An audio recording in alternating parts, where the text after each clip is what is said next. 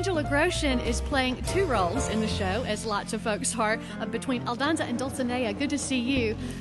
I heard a little bit of your interview on Checking in the Arts this morning, but you were talking about the challenge of transforming yourself from Aldonza to Dulcinea. Is it different vocally for you? Yeah, well, what's difficult about it is that technically, as far as the script is concerned, my two characters are my prisoner that is within the prison, and I'm cast in the play by Cervantes to play Aldonza.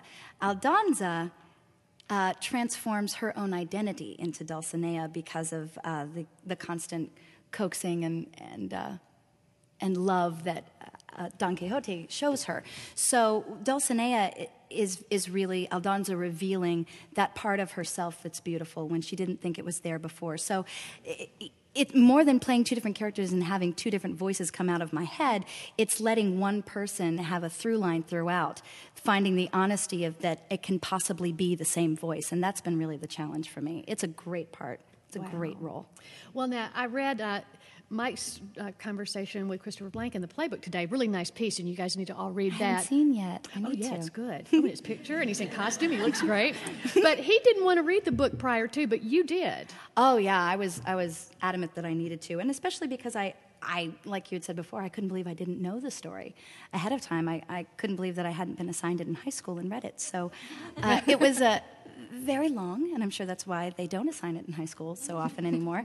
But it's just fabulous and magical, and the voice of the writing is so completely humorous, and that really keyed me into what the play needed, that underlying voice. Cervantes is just brilliant. It's really one of the best pieces of literature I've ever picked up. And it's the Shakespeare of Spain, I guess you could say.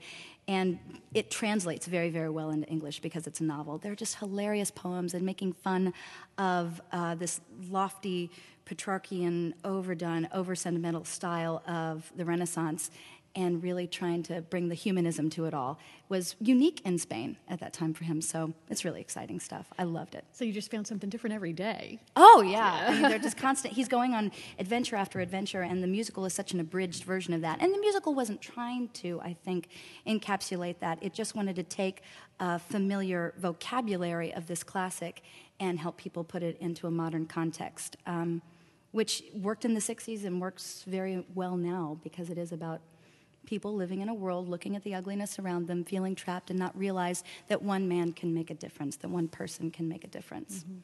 So she looks at him like, nobody's ever really treated me like this before. You want to just be nice to me? You've got to be up to something. Yeah, truly. Yeah. I mean, it's hard to take that...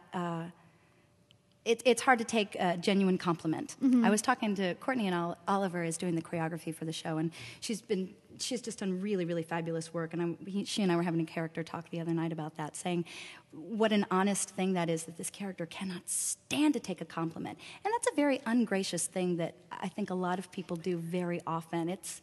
It's hard to listen and accept and therefore give that person back the goodness that they were trying to give you. You want to think you don't deserve it. You want to think you're not worth it.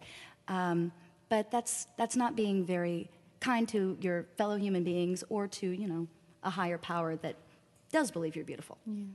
So you're really digging your costumes, I heard. Yeah, they're really, really fabulous. Rebecca has done a phenomenal job with all of the costumes in this show. It's hard to find that perfect balance of we want color and interest and fantasy, but we also want something that's dirty and rags and dungeon. Mm-hmm. And that balance has just really, really been struck. It's really fabulous. I was going on to Daryl about my patchwork leather corset. It's very, very hot.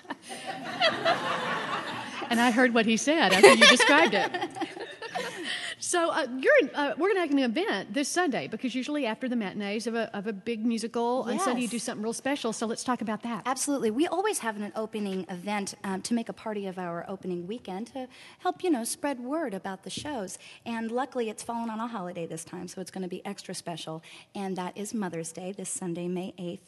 We will be having a day of wine and roses, is what we're calling the day. So we're having a Spanish wine tasting and handing out roses to all the mothers in the audience. So please bring your mother. This would be a gorgeous thing to show her, especially because it's a classic of an era before, and I think this is something that generations can really share together.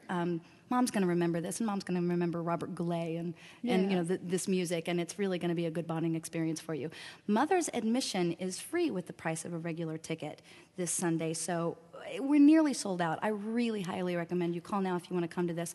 The wine tasting afterwards with the light tapas. Paul Size has put together an ensemble of Spanish musicians who are going to play, and it's really going to be a lovely time. So make those reservations now. 726-4656 is the number that you need to call, and I know a lot of you wait to the last minute to do something nice for your mother, so this is perfect. And it's free. Yeah. But don't tell her that. Don't tell her that. Well, listen, thanks. You can see Angela Ingersoll on stage as three characters. Yeah. As Dulcinea, as Aldonza, as the prisoner, and doing a great job, and terrific job on that earlier piece. The very first song is like, oh, my Lord. Yeah, she's got some big guns. Yeah, no doubt. Thank you, Kacky. All right, thank you. We're going to continue with our preview of Man of La Mancha today, and you're listening to it on the WKNO FM station's Friday Live Lunch.